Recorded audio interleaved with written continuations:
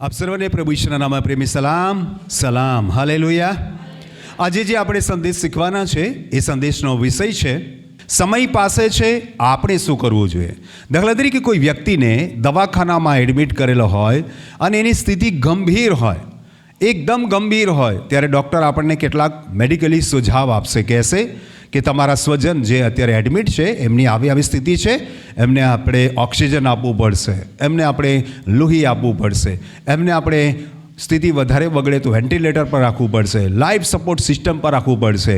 અને પછી છેલ્લે જ્યારે સ્થિતિ વધારે બગડી જાય ત્યારે ડૉક્ટર કહેશે અમે અમારો પ્રયત્ન કરીએ છીએ, તમે પણ પ્રાર્થના કરો, યા જે કંઈ તમારા ધર્મ પ્રમાણે છે તમે કરો, જાન બચાવવાની કોશિશ કરો, કેમ કે આ માણસની પાસે, આ પેશન્ટની પાસે સમય ઓછો છે, એનો સમય પાસે છે, એટલે હવે અમે પ્રયત્ન કરીએ છીએ, તમે પ્રયત્ન કરો. એ જ રીતે મારીને તમારી આ માનવીય જીવનમાં ન માત્ર આરોગ્યલક્ષી બાબત પરંતુ આધ્યાત્મિક અને સામાજિક અને ભૌગોલિક બાબતો પણ એવી બની રહી છે કે જે બાઇબલના વચનો પ્રમાણે આપણે જોઈએ છે કે સમય પાસે છે. The time is near, time is very short. આપણી પાસે બહુ ઓછો સમય છે આ દુનિયાને માટે. અને એટલા માટે આજે જે આપણે સંદેશ શીખવાના છે, આ સંદેશમાં 6 મહત્ત્વની બાબતો શીખવાના છે. 6 મહત્ત્વની બાબતો શીખવા માટે સૌથી પહેલાં જે આપણે વચન લીધું છે એ છે માથી લખેલી સુવાર્તા 26 અધ્યાય 17-19 વચન હું વાંચું છું, ધ્યાનથી સાંભળીએ. અને 2 ખમીર રોટલીના પર્વને દહાડે શિષ્યોએ ઈસુની પાસે આવીને કહ્યું કે તારે વાસ્તે પાસ્કા ખાવાની અમે ક્યાં તૈયારી કરીએ, તારી શી ઈચ્છા છે? ત્યારે તેણે કહ્યું કે નગરમાં ફલાણાની પાસે જઈને તેને કહો, ઉપદેશક કહે છે કે મારો સમય પાસે આવ્યો છે. બહુ ધ્યાનથી સાંભળજો. મારો સમય પાસે આવ્યો છે, હું મારા શિષ્ય સુદ્ધા તારે ઘેર પાસ્કા પાળવાનો છું. અને ઈશુએ જેમ શિષ્યોને આજ્ઞા આપી હતી તેમ તેઓએ કર્યું ને પાસ્કા તૈયાર કર્યું. તાળી પાડી આજના વચન માટે હાલેલુયા. આ વચનની અંદર કેટલીક મહત્વપૂર્ણ બાબતો આપણે શીખવાના છે. અને આ બાબતમાં આપણે જોઈએ કે 2 ખમીર રોટલીના પર્વને પહેલે દહાડે, એટલે કે હવે તહેવાર આવી રહ્યો છે, એક વિશેષ ધાર્મિક પ્રસંગ આવી રહ્યો છે અને એના માટે ચહલ પહલ થઈ રહી છે. એને માટે ખરીદી કરવી હોય, આપ લે કરવી હોય, વ્યવસ્થા કરવી, એની એક ફેસ્ટિવલની તૈયારી થઈ રહી છે. પાસ્કા પર્વ યહૂદીઓ માટે સૌથી મહત્ત્વપૂર્ણ તહેવાર છે અને એ તહેવાર ભૂતકાળને દર્શાવે છે કે કેવી રીતે ઇઝરાયલ પ્રજા મિસ્રની ગુલામીમાંથી બહાર નીકળી અને તે રાત્રે પરમેશ્વરે એમને એક નિયમ આપ્યો, એ રાત્રે એમને એક સૂચનાઓ આપી, એ રાત્રે તેમણે પાસ્કા પર્વ પાળ્યો અને એ ગુલામીમાંથી, સબળતી ગુલામીમાંથી આઝાદી તરફ જવાના પ્રયાણને, એ નિર્ગમનને, એ બહાર નીકળવાને, એ મહાપ્રસ્થાનને પાસ્કા પર્વ પણ કહેવામાં આવે. પાસ ઓવર એટલે કે પાસ એટલે પસાર થવું, ઓવર એટલે સમાપ્ત થવું. અમે અહીંથી પસાર થઈ જવાના હવે અને અમારા માટે ગુલામી હંમેશને માટે ખતમ થઈ જવાની. તો એ પાસ ઓવર પરથી પાસ્કા પર્વ આપણે શબ્દ બોલીએ છીએ. એ રીતે આ સંસાર છે, આ સંસારની જિંદગીમાંથી એક દિવસે આપણા શ્વાસ બંધ થઈ જશે. આ સંસાર, આ દુનિયાનું પણ એક અસ્તિત્વ છે. આદમના સમયથી આજ દિન સુધી આ દુનિયા ટકેલી છે, પણ ત્યારની દુનિયામાં અને આજની દુનિયામાં આસમાન જમીનનો ફરક છે. ત્યારે એદનવાળી હતી ત્યારે બધું જ સારું હતું, એવરીથિંગ વોઝ ગુડ, બધું જ પવિત્ર હતું. ખુદ આદમ અને હવા પણ પવિત્ર હતા. સમય સંજોગ બદલાતા બદલાતા તેઓ પાપમાં પડ્યા, તેમનો પહેલા દીકરો ખૂની બન્યો. એમ કરતાં માણસ જાતમાં પાપ પાપ પાપ પાપ વધતું ગયું. અને આજે આધુનિક જમાનાની અંદર, અંતના સમયની અંદર આધુનિકતા એટલી બધી વકરી ગઈ છે કે જ્યાં જુઓ ત્યાં અણુબોમ્બ અને અલગ અલગ પ્રકારના જે વિપન્સ તૈયાર કરવામાં આવી રહ્યા છે, હથિયારો તૈયાર કરવામાં આવે છે, એવી મિસાઇલ, એવા અવકાશ યાત્રીઓ ક્યાં જઈને ચંદ્ર, મંગળ પર, એટલું બધું એડવાન્સ ટેકનોલોજી, એડવાન્સ બાબતો આવી ગઈ છે. અને આ બધું જ દુનિયાના નાશની નિશાની છે, દુનિયાના અંતની નિશાની છે અને દુનિયાનો સમય પણ ઓછો છે. દુનિયાની પાસે પણ, આ પ્રકૃતિની પાસે પણ, આ સૃષ્ટિની પાસે પણ સમય ઓછો છે. બાઇબલ કહે છે પૃથ્વી પણ નિશાસા નાખે છે કે ક્યારે આ બધી તકલીફોમાંથી હું હવે નિવૃત્ત થઈશ. અને બાઇબલ એવું કહે છે કે નવું આકાશ તથા નવી પૃથ્વી પરમેશ્વર બનાવવાના છે. તાળી પાડીએ પ્રભુ ઈશ્વરને માટે. હાલેલુયા. એનો મતલબ એ છે કે પહેલું આકાશ તથા પહેલી પૃથ્વી જતા રહેવાના છે. એટલે કે આપણે જે ધરતી પર હમણાં રહીએ છીએ, આપણે જે જીવન જીવીએ છીએ મનુષ્ય તરીકે, એ પણ આપણી પાસે સમય ઓછો છે.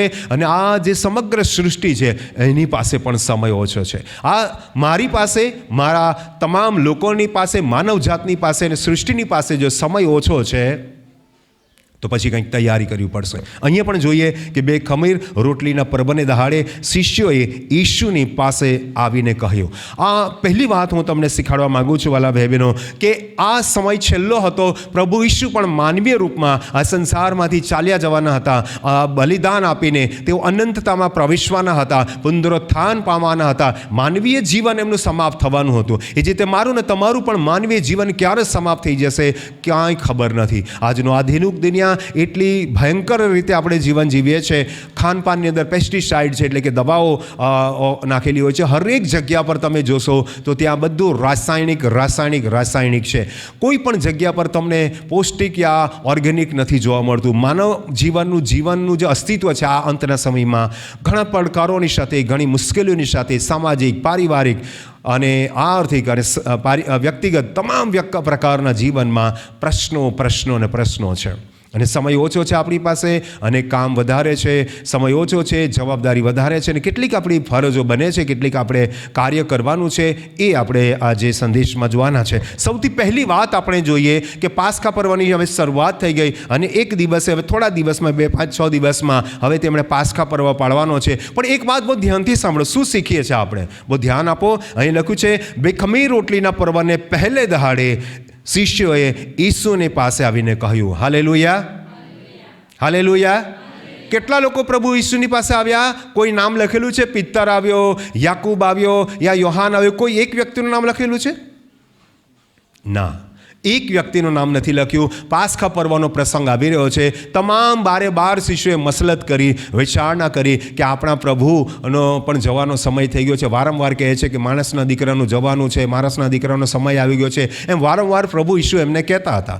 અને એટલા માટે એ લોકોને ખબર છે કે આ તો મહાન યોજનામાં પ્રભુ આગળ વધી રહ્યા છે. તો હવે આ છેલ્લું કદાચ પાસ્કા પર્વ હોય. એ જ રીતે આજે તમારે ને મારે યાદ રાખવાનું, કદાચ આ મારા જીવનનો છેલ્લો દિવસ પણ હોય. મે બી આજનો દિવસ, હું આ સવારે ઉઠ્યો છું યા ઉઠી છું, મને એક દિવસ મળ્યો છે, પણ આવતીકાલનો દિવસ કદાચ આપણા જીવનમાં ન પણ હોય. એટલે આજે જ છેલ્લો દિવસ છે, એવી રીતે તૈયારી કરવાની છે. હાલેલુયા. અને એટલા માટે શિષ્યો બધા જ ભેગા મળ્યા અને પોતાના ગુરુ પ્રભુ ઈસુની પાસે આવ્યા. અને આજે પહેલી ફરજ તમારી ને મારી એ છે કે આ માનવીય જીવનના એવા તકલીફો અને પ્રશ્નો છે, અને આ એક પર્વ પણ આવી રહ્યો છે, અને એક ઉજાણીનો દિવસ પણ આવી રહ્યો છે, ખુશાલીનો અને ધાર્મિક તહેવાર પણ આવી રહ્યો છે. તો આપણે બધાએ સાથે મળીને પ્રભુ ઈશ્વરના ચરણોમાં આવવાની જરૂર છે. પ્રભુ ઈશ્વરની પાસે સબમિટ થવાની જરૂર છે. પ્રભુ ઈશ્વરની પાસે આવીને પ્રભુની શરણમાં એક મનના થઈને આવવાની જરૂર છે. પહેલું કાર્ય આપણે આ કરવાનું છે. સમય ઓછો છે એટલે કયું? સાથે મળીને પ્રભુની પાસે આવવાનું છે. બધા તાળી પાડીએ, પ્રભુને મહિમા આપીએ. It is our duty. આ આપણી ફરજ છે કે આપણે આ અંતના સમયમાં એકજૂટ થઈએ. બધા બોલો, એકજૂટ થઈએ, એકતામાં આવીએ, પ્રેમભાવમાં રહીએ, સહાનુભૂતિ કરીએ, એકબીજા માટે લાગણી રાખીએ, એકબીજાને મદદ કરીએ, એકબીજાને ભેટો આપીએ, એકબીજાના કદર કરીએ, એકબીજાની સાથે પ્રેમથી રહીએ, અને સાથે મળીને પ્રભુ ઈશ્વરની પાસે આવીએ. કેમ કે સમય પાસે છે. બધા બોલો, સમય પાસે છે. જો તમારી પાસે લાખો કરોડો વર્ષો હોય તો તમે કાંઈ વાંધો નહીં, તમે જેમ મન ફાવે તેમ જીવન જીવો, કોઈ વાંધો નથી. તમને જેમ યોગ્ય લાગે તેમ જીવો. જો તમારી પાસે હજી 100 વર્ષ બાકી હોય તો, હજી જો કદાચ 50 વર્ષ બાકી હોય તો, હજી કદાચ થોડા વર્ષો તમારી પાસે હોય, એવું જો તમને નિશ્ચિત છે તો તમે આરામથી જીવન જીવો. પણ જો તમને ખબર છે કે આ કદાચ છેલ્લો દિવસ હોય, આવતીકાલનો દિવસ કદાચ હું ન પણ જોઈ શકું, એવું જો તમને આધ્યાત્મિક રીતે લાગતું હોય, તો આ સમય છે તમારે ને મારે પ્રભુ ઈશ્વરની પાસે આવવું પડશે. એકલાય નહીં, સાથે મળીને, એકતામાં, પ્રેમમાં, સહાનુભૂતિમાં. હાલેલુયા. તો આપણે આ વચનમાં પહેલો કંઈક પ્રસ્તાવના જોઈ રહ્યા છે. અને પહેલું કામ એમણે કર્યું કે તેઓ બધા પ્રભુ ઈશ્વરની પાસે આવ્યા. બીજું શું કર્યું? તારે વાસ્તે પાસ્કા ખાવાની અમે ક્યાં તૈયારી કરીએ? તારે વાસ્તે. પાસ્કા પર્વમાં તો એ લોકો પણ સામેલ થવાના હતા. પાસ્કા પર્વનું જે ભોજન હતું એ લોકો પણ લેવાના હતા. પણ ઉદ્દેશ અથવા માન અથવા સન્માન કોને આપી રહ્યા છે? પ્રભુ ઈસુને. આપણે જે કંઈ કરીએ પ્રભુ ઈસુને મહિમા મળવો જોઈએ. તાળી પાડી આપણે હાલેલુયા. તમે જે કંઈ કરો, બાઇબલનું વચન કહે છે, તમે જે કંઈ કરો એ ખ્રિસ્ત ઈસુને નામે કરો.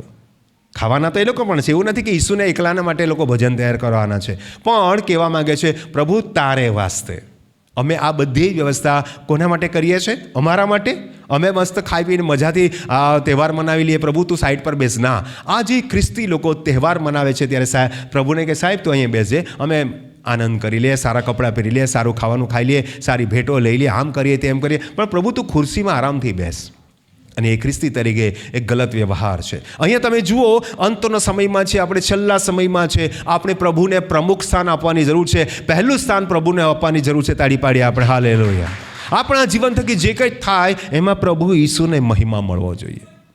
બાકી આપણી પોતાની મહિમા માટે કરીશું ને તો આજે છે ને કાલે નથી. આપણે આજે શ્વાસ ચાલુ છે, ઇટ્સ અ વન્ડરફુલ મિરેકલ. આ આપણા માટે બહુ મોટો ચમત્કાર છે, પણ કદાચ કાલે શ્વાસ લેવા માટે આપણે હોઈએ પણ નહીં આ દુનિયામાં. એટલે આ દુનિયામાં જ્યારે પણ છે આપણે જીવતા, પહેલું સ્થાન આપણે પ્રભુ ઈસુને આપવાની જરૂર છે. આટલા નાનકડા વચનમાં કેટલી મોટી મોટી બાબતો લખી છે. પહેલી બાબત આપણે જોઈ કે પ્રભુ ઈસુની પાસે આપણે એક મનના થઈને આવવાનું છે. બીજી વાત કે પહેલું સ્થાન પ્રભુ ઈસુને આપવાનું છે. પછી 18મું વચન કહે છે, ત્યારે તેણે કહ્યું કે નગરમાં ફલાણાની પાસે જઈને કહો, ઉપદેશક કહે છે કે મારો સમય પાસે આવ્યો છે. જો પ્રભુ ઈસુ પરમેશ્વરના પુત્ર હતા, વાલા ભાઈનું બહુ ધ્યાન આપો, પર પ્રભુ ઈસુ પરમેશ્વરના પુત્ર હતા. એણે માતા કુંવારી દ્વારા પવિત્ર આત્માથી જન્મ લીધો અને એ એમ કહેતે કે મારે આખી જિંદગી મરવું જ નથી, સદીઓના સદીઓ જીવવું છે. એને કોઈ રોકી શકતે? ના. એ તો પરમેશ્વરનો એકનો એક દીકરો હતો. એની પાસે અનંત જીવન હતું, કોઈ એક પણ પાપ નહોતું, મૃત્યુ એના પર હાવી થઈ શકતું નહોતું. એ ધારતે એટલા વર્ષો જીવી શકતે. એ 2000 વર્ષ પહેલાં ત્યાં બેથલેહેમમાં જન્મ્યા, તો એ જો એમ ચાહતે તો આજે પણ તે જીવતા હોત. એની જો ઈચ્છા હોત કે નહીં મારે તો સદીઓના સદીઓ જીવવું છે, કરોડોના કરોડો વર્ષ આ ધરતી પર જીવવાનું છે, તો એને કોઈ રોકી નહીં શકતે. મૃત્યુ ના રોકી શકતે, પાપ નહીં રોકી શકતે, કોઈ ધર્મ રોકી નહીં શકતે, કોઈ રાજકારણ રોકી નહીં શકતે, કેમ કે એ તો અજરા અમર છે. એ કદી મરવાનો નથી. પણ ના, તમારા અને મારા ખાતર એણે કાલ્વના ક્રૂસ પર બલિદાન આપવાનું છે, અને એટલા માટે એને પણ એક સમય નડતો હતો. એના માટે પણ તમારાના મારા પાપને કારણે એને પણ સમય આવતો હતો, એનું પણ મૃત્યુ નજીક હતું. એ જ રીતે જો તમારાના મારા પાપો ખાતર એ મર્યો, તો હું મારા પાપોને લીધે, મારા પાપી શરીરને હું નહીં મરીશ, મારે પણ એક દિવસે મરવાનું છે. જો ઈસુનો સમય આવી ગયો, એ પોતે અનંત પરમેશ્વર છે, તોય એનો સમય આવ્યો, તો તમે ને હું ઘમંડ કરીને શું કરીશું? આપણે તો પાપી વ્યક્તિ છે. બોલવામાં, ચાલવામાં, વિચારમાં, કાર્યોમાં કેટલા બધા પાપ થઈ જાય છે. તો તમે શું એવું અઘમંડ કરી શકો? ના, હું તો સદીઓના સદીઓ જીવીશ, હજી 150 વર્ષ જીવીશ, એટલે હું આમ કરી દઈશ, હું તેમ કરી દઈશ, એવું કોઈ પણ પ્રકારનું ઘમંડ આપણે નથી કરી શકતા. ધ્યાન આપીએ, પ્રભુ ઈસુ સદાકાલિક મનુષ્યના રૂપમાં જીવી શકતા હતા, પણ એટલા માટે નહોતા આવ્યા. એટલા માટે આવે કે માનવ જાતિ ઉદ્ધાર પામે. તાળી પાડીએ પ્રભુ ઈશ્વરના માટે. અને એટલે એમને ખબર છે કે મારો સમય હવે આવી જવાનો છે. આજે તો પહેલો દિવસે, માંડ 4-5 દિવસ પછી તો મારે પર સ્વાધીન થવાનું છે, અને મારે આ માનવીય દેહ મારે ત્યાગવાનો છે. જો પ્રભુ ઈસુને ખબર છે એના સમય વિશે, તો હું ને તમે કેમ નથી જાણતા? મારે ને તમારે પણ આ ફાની દુનિયા, નાશવંત દુનિયા છોડીને આ સંસારમાંથી ચાલ્યા જવાનું છે. દેહનો ત્યાગ કરવાનો છે. આપણો આત્મા અહીંથી બહાર નીકળી જવાનો છે. શરીરનું લોકો શું કરશે એના પર છે. કોઈ એને સળગાવી દેશે, કોઈને દફનાવી દેશે. માણસના શરીરનું ગમે તે થઈ શકે છે, પણ માણસના આત્માનું ગમે તે નહીં થવું જોઈએ. માણસના આત્મા બચવો જોઈએ. અને સમય પાસે છે, એટલે સમય શરીરને બચાવો ન બચાવો, પણ આત્માને અવશ્ય બચાવવો પડશે. બધા બોલો આમીન, હાલેલુયા. અને એટલા માટે પ્રભુએ કહ્યું કે મારો સમય આવી ગયો છે, હવે તો તમારો પણ આવવાનો છે. નિશ્ચિત, ઇટ ઇઝ એ કન્ફર્મ. એટલા માટે કોઈ ઘમંડ કરવાની જરૂર નથી. મારો સમય પાસે આવ્યો છે. હું મારા શિષ્ય સુદ્ધા તારે ઘેર પાસખા પાળવાનો છું. ક્યાં આવવાના છે પ્રભુ ઈસુ? કોઈ એક વ્યક્તિના ઘરે, પણ નામ નથી લખ્યું. તાળી પાડી આપણે હાલેલુયા. એટલા માટે કે આજે તમારે ઘેર આવવા માંગે છે. બધા બોલો, આજે પ્રભુ ઈસુ મારે ઘેર આવવા માંગે છે. આજે બધા બોલો, આજે પ્રભુ ઈસુ મારે ઘેર આવવા માંગે છે. He wants to come to you એ તમારી પાસે આવવામાં. એટલે નામ નથી લખ્યું કે ફલાણા જ વ્યક્તિને ઘરે, એવું નથી કે ફલાણા જ ઘરના વ્યક્તિને, એ તમારા ઘરે પણ આજે આવી શકે છે. એટલા માટે ઝાંખીને કહ્યું, એ ઝાંખી નીચે ઉતરી આવ, કેમ કે આજે મારે તારે ઘેર આવવાનું છે. જો ઝાંખીને એ સૌભાગ્ય મળેલું, અને ઝાંખીએ કીધું કે જે કંઈ મેં પડાવી લીધું હોય હું બમણું આપી દઈશ, અને બધું જ હું ગરીબોને દાન આપી દઈશ. આજે એ ભાવનાની સાથે પ્રભુના વચનો સાંભળવાની જરૂર છે. ઝાંખી જે હતો ને એ તો બિલકુલ ઠીંગણો હતો, એ ઈશુને જોઈ શકતો નહોતો, પરંતુ એ ગુલ્લર ઝાડ પર ચડી ગયો. એને એ જેમ તેમ કરીને ચડી ગયો હશે તો લોકો એને હસતા હશે. આજે પ્રભુ ઈશુ પર તમે વિશ્વાસ કરો છો ને, લોકો તમારી મજાક કરે છે, લોકો તમારા પર હાંસી ઉડાવે છે, લોકો તમારી નિંદા કરે છે, લોકો તમારામાંથી મારામાંથી કેટલાક સેવકો યા અમુક લોકોને જેલમાં નાખી રહ્યા છે, પણ યાદ રાખો આજે તમારે ઘેર પ્રભુ ઈશુ આવવા માંગે છે. તાળી પાડીએ આપણે હાલેલુયા. ઈશુ તમને કેટલો પ્રેમ કરે છે કે ભાઈ તારે ઘેર આવું છે મારે. અને એ વ્યક્તિનું નામ નથી લખ્યું. તમારું ને મારું નામ આ દુનિયામાં ન લખેલું હશે ચાલશે, અહીંયા કોઈ મહિમા નહીં હશે તો ચાલશે, અહીંયા કોઈ જગ્યા પર તમારો સારું લોકો નામ નહીં લેતા તો ચાલશે, પણ તમારું ને મારું નામ જીવનના પુસ્તકમાં લખાયેલું હોવું જોઈએ. તાળી પાડીએ આપણે હાલેલુયા, હાલેલુયા. જે રીતે પ્રભુ ઈશુ એમના શિષ્યોની સાથે પેલા વ્યક્તિને ઘેર જવાના છે ને, ધ્યાન આપીએ. એક બહુ આત્મિક વાત કરું છું. એ જ રીતે પ્રભુ ઈશુ એના શિષ્યો, એના સંતો અને એના પ્રમુખ યાજક, પ્રમુખ સુદ, એના શિષ્યો, એના દૂતો અને પ્રમુખ દૂતના રણસિંગડાની સાથે આ દુનિયામાં તમને ને મને લેવા માટે આવી રહ્યા છે. તાળી પાડીએ આપણે હાલેલુયા. જે રીતે પાસખા પર્વની તૈયારીના માટે પેલા ભાઈને ત્યાં એડ્રેસ આપ્યું ઉપલી મેળી, એટલે નીચે નહીં ઉપરના રૂમમાં. એ જ રીતે આ પૃથ્વી પર પ્રભુ ઈશુ નથી આવવાના, આ પૃથ્વી પર નથી આવવાના. પ્રભુ ઈશુ સ્વર્ગમાંથી આવશે અને આપણે અહીંયાથી ઉચકાઈ જઈશું ને આપણું સ્વર્ગ અને પૃથ્વીની વચ્ચે અર્ધમિલન, અડધી વચ્ચેની જગ્યા પર, જેને અંગ્રેજીમાં રેપ્ચર કહેવાય. રેપ્ચરનો મતલબ હું રહું છું ત્યાં નહીં અને પેલા ભાઈ રહે છે ત્યાં નહીં, પણ આપણે બંને પોતપોતાના સ્થાનેથી આવીએ અને જે જગ્યા પર આપણે સાથે મળીએ એને રેપ્ચર પ્લેસ કહેવાય. એ જગ્યાને વચેલું સ્થાન કહેવાય. પ્રભુ ઈશુ સ્વર્ગમાંથી આવશે, તમારો ને મારો આત્મા અહીંથી ઉચકાઈ જશે ને પ્રભુ સ્વર્ગમાંથી રણસિંગડાના અવાજની સાથે, દૂતોની સાથે અને ગર્જનાની સાથે આવશે ને હું અહીંયા તમે આનંદની સાથે આત્મામાં રૂપાંતર પામીશું અને એ જ અર્ધમિલન થવાનું છે, એને રેપ્ચર કહેવાય. એ પ્રભુ ઈશુ તમને ને મને મળવા માટે આવી રહ્યા છે. તાળી પાડીએ આપણે હાલેલુયા. પણ જો તમે તૈયાર નથી, તમે કોઈ તૈયારી નથી કરી, જેમ પેલા ભાઈએ બધી તૈયારી કરીને પ્રભુને કહ્યું કે તમે તમારા શિષ્યો સાથે આવો, હું બધું જ રેડી કરી દઉં છું, આવો ને આપણે હું તમારા માટે ભોજન તૈયાર કરું, તમારા માટે પાસખા તૈયાર કરું, અને તમે આ છેલ્લું ભોજન, લાસ્ટ સપર કહેવાય, છેલ્લું ભોજન લીધું અને ત્યારબાદ પછી પ્રભુએ કોઈ ભોજન નથી લીધું. આજે તમારું ને મારું સૌભાગ્ય એ થવું જોઈએ કે તમને ને મને મળવા પ્રભુ ઈશુ આવવા માંગે છે. પણ શું પેલા ભાઈની જેમ તમે ને મેં તૈયારી કરી કે નહીં? જો નથી તૈયારી કરી તો સંદેશમાં તમારે આગળ વધવું પડશે, શીખવું પડશે, સમજવું પડશે, તૈયાર થવું પડશે. તાળી પાડીએ આપણે હાલેલુયા. અને આગળ લખ્યું છે, ઈશ્વરે જેમ શિષ્યોને આજ્ઞા આપી હતી તેમ તેઓએ કરી, એમની મનમાની નહીં કરી. શિષ્ય એમ નહીં કીધું કે અમે તો બહુ મહાન માણસો, પ્રભુ ઈશ્વરના 12 ખાસ શિષ્યો અને એકને કદાચ આપણે ઇગ્નોર કરીએ, 11 લોકો એમ નહીં ઘમંડ કર્યું કે અમે તો સૌથી મહાન, અરે અમે કહીએ તેમ ચાલે. ના, પ્રભુ ઈશુએ જેમ કહ્યું, જે જગ્યા કહી, જે રીતે કહ્યું તે રીતે બધી તૈયારી કરી. આપણે આ દુનિયામાં મહાન નથી, આપણે આ દુનિયામાં પ્રભુ ઈશુના બાળકો છે, એના વિશ્વાસુઓ છે. પ્રભુ ઈશુ આપણને પસંદ કર્યા છે. તાળી પાડીએ આપણે હાલેલુયા. એની ઈચ્છા પ્રમાણે જીવન જીવવાની જરૂર છે. શિષ્યો ઈસુની પાસે આવીને કહ્યું કે તારે વાસ્તે પાસખા ખાવાની અમે તૈયારી ક્યાં કરીએ? તારી શી ઈચ્છા છે? હા, પ્રભુ ઈસુની ઈચ્છાને જાણવું બહુ જરૂરી છે. આજે હું ને તમે આપણી ઈચ્છા પ્રમાણે જીવન જીવીએ, મારી પોતાની વ્યક્તિગત ઈચ્છા પ્રમાણે હું જીવન જીવું છું અને તમે તમારી ઈચ્છા પ્રમાણે જીવન જીવો છો. પણ આજે સમય પાસે છે, આપણે આપણી નહીં, પ્રભુ ઈસુની ઈચ્છા પ્રમાણે જીવન જીવવાનું છે. તાળી પાડીએ આપણે હાલેલુયા. અને એટલા માટે બાઇબલ કહે છે, લૂકની લખેલી સુવાર્તા 22મો અધ્યાય 42મા વચનમાં કે હે બાપ, જો તારી ઈચ્છા હોય તો આ પ્યાલો મારાથી દૂર કર, તો પણ મારી ઈચ્છા પ્રમાણે નહીં પણ તારી ઈચ્છા પ્રમાણે થાવ. પ્રભુ ઈશુ ક્યારેય મરી શકે એવા નહોતા. એ અનંતકાળી વ્યક્તિ હતા, છતાં એમણે પરમેશ્વરની ઈચ્છા પૂરી કરી. હું ને તમે તો આજે પણ મરી શકે છે, હમણાં પણ મરી શકે છે. તો હમણાં તો આપણે તાતી જરૂરિયાત છે, બિલકુલ વિશેષ બાબત છે કે મારે મારી ઈચ્છા પ્રમાણે નહીં, પ્રભુ ઈશુની ઈચ્છા પ્રમાણે જીવન જીવવાની જરૂર છે. કેમ કે પ્રભુ ઈશુએ ખુદ એ પ્રાર્થના કરેલી. જો પ્રભુ ઈશુ પરમેશ્વરને એવી પ્રાર્થના કરતા હોય તો હું અને તમે કોણ છે? સાધારણ છે. આપણે તો પહેલાં જ પ્રાર્થના કરી છે, પ્રભુ તારી ઈચ્છા પ્રમાણે મારા જીવનમાં થવા દે. બધા બોલો, પ્રભુ તારી ઈચ્છા પ્રમાણે મારા જીવનમાં થવા દે. હાલેલુયા, આમીન, આમીન.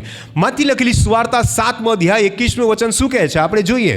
જેઓ મને પ્રભુ પ્રભુ કહે છે તેઓ સર્વ આકાશના રાજ્યમાં પહેશે એમ તો નહીં, પણ જેઓ મારા આકાશમાંના બાપની ઈચ્છા પ્રમાણે કરે છે તેઓ જ પૈસે આજે પરમેશ્વર પિતાની ઈચ્છા પૂરી કરવામાં આપણે જોઈએ. પરમેશ્વર પિતાની ઈચ્છા પૂરી કરવા માટે પોતાનો પુત્ર પ્રભુ ઈસુ આવ્યો, તો આપણે પણ તેના વિશ્વાસ કરવાથી તેના સંતાનો બની ગયા છે. આપણે પણ પરમેશ્વરની ઈચ્છા પૂરી કરવાની છે. પરમેશ્વરનું વચન કહે છે કે સગળા માણસો તારણ પામે અને તેમને સત્યનું સંપૂર્ણ જ્ઞાન પ્રાપ્ત થાય, એવી પરમેશ્વરની ઈચ્છા છે. તાળી પાડી આપણે હાલેલુયા. જો પરમેશ્વર તમારા માટે વિચાર રાખે છે કે તમે પરમેશ્વરના સત્યતાને જાણો અને પ્રભુ ઈસુ પર વિશ્વાસ કરો અને પવિત્ર આત્માથી ભરપૂર થાઓ, તો એ બાબત પ્રમાણે આપણે જીવન જીવવાની જરૂર છે. બધા બોલો આમીન. 3 વાતો જોઈ. પહેલી વાત આપણે જોઈ કે શિષ્યો પ્રભુ ઈસુની પાસે આવ્યા એક મનના થઈને. આજે પહેલું કામ આપણે એવું કરવાનું છે, સમય પાસે છે એટલે પ્રભુ ઈસુની પાસે આવવાની જરૂર છે. બીજી વાત એ લખ્યું છે કે ત્યાં તૈયારી કરીએ. તો આપણો બીજો મુદ્દો એ છે કે સમય પાસે છે એટલે આપણે બીજા મુદ્દામાં એ શીખી ગયા કે આપણે પણ તૈયારી કરવાની છે. ત્રીજી વાત એ છે કે પ્રભુ ઈસુ તારી ઈચ્છા શું છે? આજે પ્રભુ ઈસુને આપણે ઈચ્છા પૂરી કરવાની છે. ચોથી બાબત, ઈસુએ જેમ શિષ્યોને આજ્ઞા આપી હતી તેમ તેઓએ કર્યું. આપણે પ્રભુ ઈસુની આજ્ઞા અનુસાર ઈચ્છા તો પૂરી કરવાનું જ છે, પણ એની આજ્ઞા અનુસાર કરવાનું પણ છે. જ્યાં સુધી કાર્યમાં નહીં આવશે, જ્યાં સુધી પ્રતિક્રિયામાં નહીં આવશે, ત્યાં સુધી આપણે એક વિશ્વાસુ વ્યક્તિ તરીકે નકામા છે. વિશ્વાસમાં પણ અને કાર્યમાં પણ વિશ્વાસુ તરીકે દેખાવા જોઈએ. તાળી પાડી આપણે હાલેલુયા. અત્યાર સુધી આપણે 4 મહત્વપૂર્ણ બાબતો જોઈ ગયા છે. 5મી વાતને આપણે જોઈશું.